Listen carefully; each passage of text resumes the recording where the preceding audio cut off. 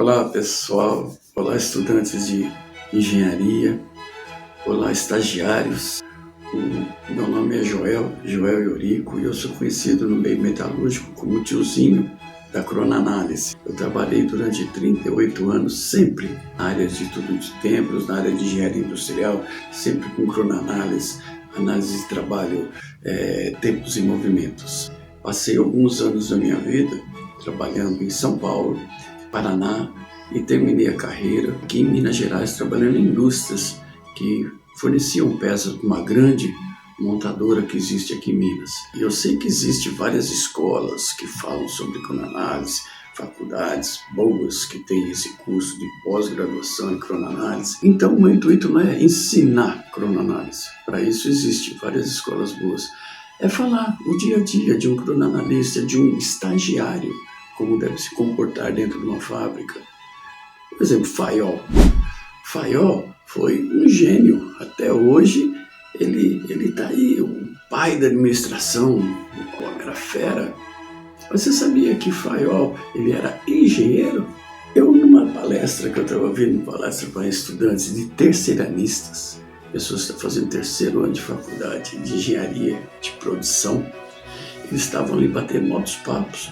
E eu vi que um deles comentou assim, olha, eu não tenho muita dificuldade não na oficina de usinagem, porque eu tomava uma madeira do lado de um torno revólver. Meu pai tinha uma oficina de usinagem e ali a gente passava o dia do lado de mandrilhadora, torno revólver.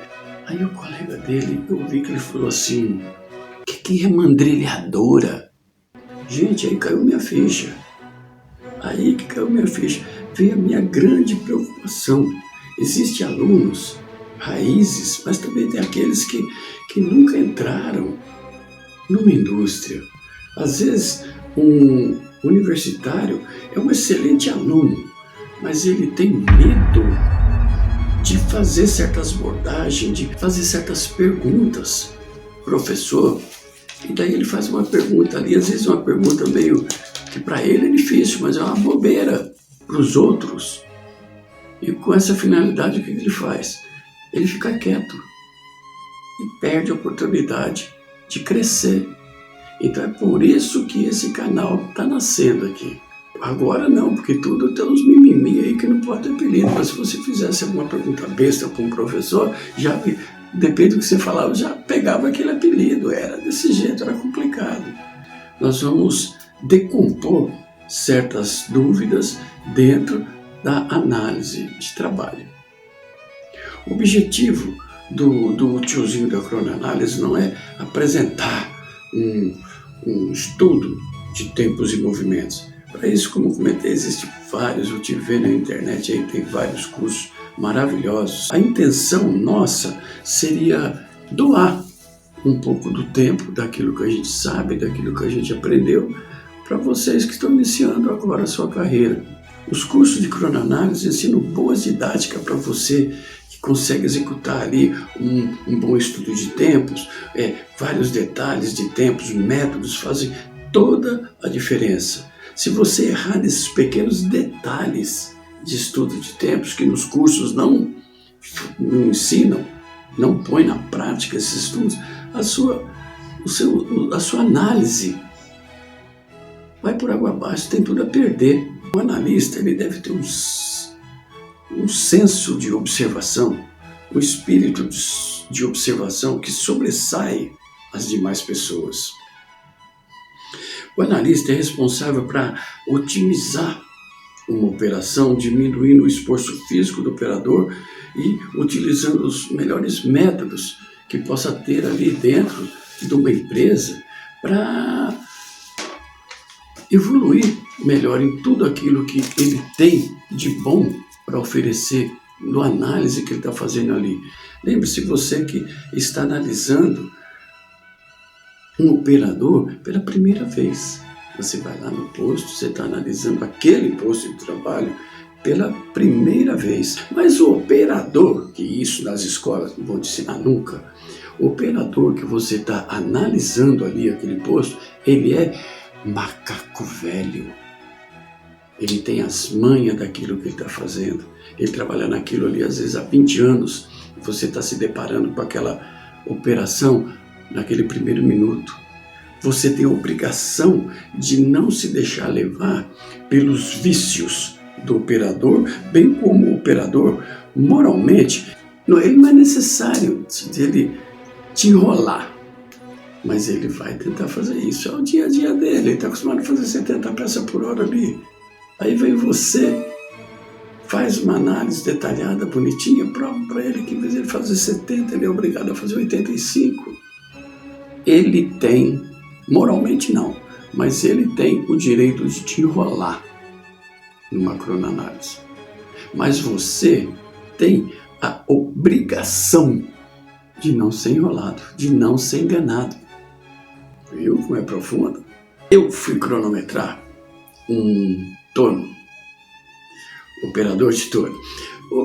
Estou lá cronometrando o rapaz, o ritmo dele é excepcional, maravilhoso. Qualquer analista que fosse fazer aquela análise, aquele estudo ali, daria 100% de ritmo para aquele operador. E ele era rápido, tirava a peça, colocava outra, girava o manípulo, colocava a peça, torneava a peça.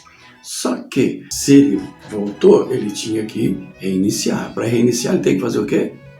15, 16 vezes também, com uma rapidez.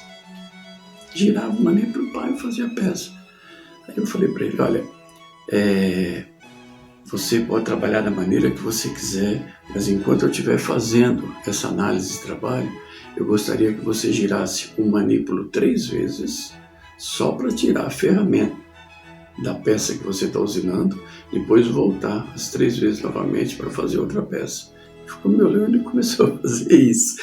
Então, é um pequeno detalhe, mas naquele tempo que ele girava, olha o tempo que ele leva, 1, 2, 3, é o tempo que ele leva para levar 15, 16 vezes voltando.